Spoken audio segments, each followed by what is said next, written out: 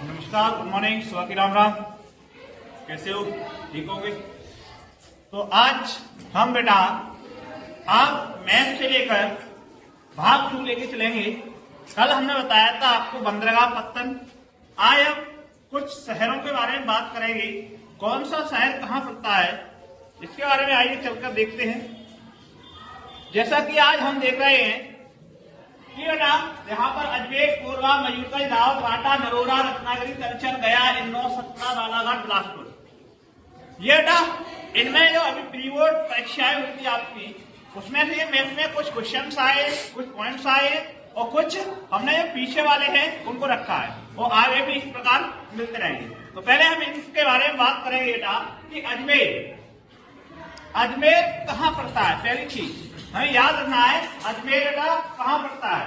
तो पता होना चाहिए आपको अजमेर कहाँ पड़ता है। इससे ऊपर राजस्थान लगता है, सभी को मालूम होना चाहिए। लगता है इधर, हाँ, इस प्रकार से नक्शा होता है राजस्थान का। तो राजस्थान में बेटा अजमेर कहाँ पड़ता है? राजस्थान में। सुना होगा अजमेर की दरगाह है, हाँ, तो अजमेर राजस्थान में।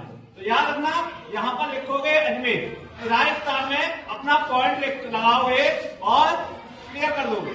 कोई दिक्कत, कोई डाउट नहीं होना चाहिए। अगला है आपका कोरबा। कौन सा है? कोरबा। अब कोरबा कहाँ है? कोरबा जनजाति होती है बेटा, मैं बता दूं आपको। कौन सी? आदिवासी समूह जनजाति। कोरबा क्या होता है? ये बेटा पाई जाती है कहाँ पर? छत्तीसगढ़ में। कहाँ पाई जाती है? छत्तीसगढ़ में, यानी कि मध्य प्रदेश के जस्ट नीचे इधर इस तरह से छत्तीसगढ़ लटका हुआ थोड़ा सा है। जहाँ पर इस प्रकार से इसका लटका हुआ छत्तीसगढ़ है। आपका कहाँ है? कोरबा कहाँ है बेटा? छत्तीसगढ़ में। कहाँ है? सॉरी, छत्तीसगढ़ में कोरबा।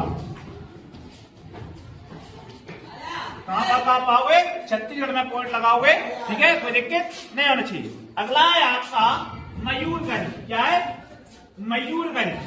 मयूरगंज कहाँ है आपका? मयूरगंज कहाँ पड़ता है? पता होना चाहिए आपको। मयूरगंज कहाँ पड़ता है?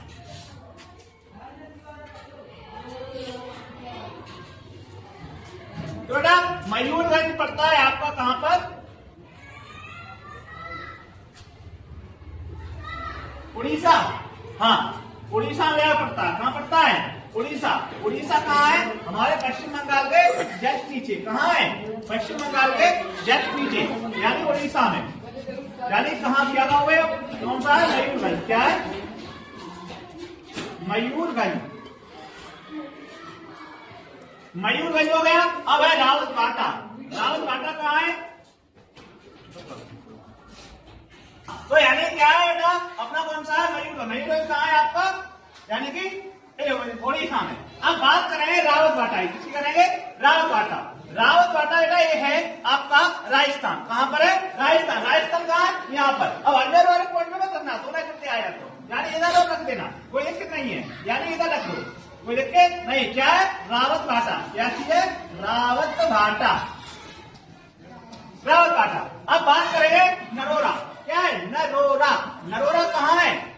नरोरा किस राज्य में? नरोरा किस राज्य में आपका? देखते हैं। नरोरा है आपका बेटा उत्तर प्रदेश में। कहां पर है? उत्तर प्रदेश। उत्तर प्रदेश कहाँ? इस प्रकार से कटा हुआ है और इस प्रकार से है, तो याद रखना नरोरा उत्तर प्रदेश। उत्तर प्रदेश, उत्तर प्रदेश, यानी इस प्रकार से नरोरा। नरोरा,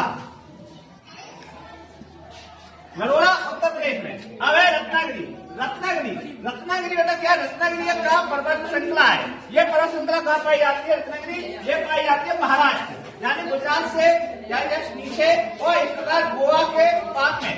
गोवा और यानी कि महाराष्ट्र दोनों के बीच की एक श्रृंखला है। क्या है बेटा? श्रृंखला है। इसमें गोवा, थोड़ी गोवा में और ये श्रृंखला है, इसको बेटा बोलते हैं रत्नागिरी। क्या बोलते हैं? रत्नागिरी। क्या बोलते हैं? रत्नागिरी पर्वत श्रृंखला है रत्नागिरी, कोई दिक्कत नहीं। अब है बेटा तलचर। क्या है आपका? आपका है तलचर। तलचर किस राज्य में? तो तलचर आपका बेटा उड़ीसा में। कहां पर है? उड़ीसा, यानी कि दोनों इकट्ठे एक साथ है, तो इधर तो कर दो उड़ीसा, यानी कि ये रहा उड़ीसा में तलचर। कल्चर भी कहाँ है आपका उड़ीसा में। अगला कौन है गया। अब गया आपने सुना होगा बहुत बार, आप देवी देवताओं का जो भी सिस्टम होता है क्या है गया में जाके। गया कहाँ है बिहार। बिहार की सीमा इस प्रकार से लगी होती है। हाँ गया, गया कहाँ पर है बिहार। बिहार यानी क्या लिखोगे गया, कोई डाउट नहीं होना चाहिए। अगला है आपका इंदौर। इंदौर, इंदौर हमने आपको पिछली बार भी पढ़ाया है आपको। इंदौर क्या है बंदरगाह है। क्या है बंदरगाह, तो बेटा तमिलनाडु है। कहाँ पर है तमिलनाडु। इस प्रकार से गया हुआ है यानी एक तो ऊपर है, वैसे चेन्नई से ऊपर है इंदौर।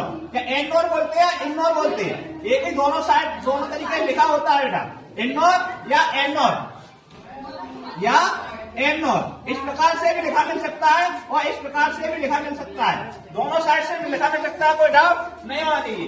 अगला है सतपुड़ा। सतपुड़ा पर्वत श्रृंखला जानते हो मध्य प्रदेश की है, यानी कि साउथ में, मध्य प्रदेश के साउथ में। तो इस प्रकार से यहाँ पे इस प्रकार से मध्य प्रदेश है आपका,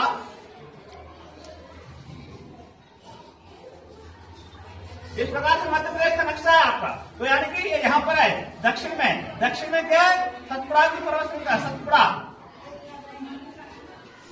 सतपुड़ा, सतपुड़ा पर्वत श्रृंखला है, कोई दिक्कत नहीं होना चाहिए। अगला है आपका कौन सा बेटा बालाघाट।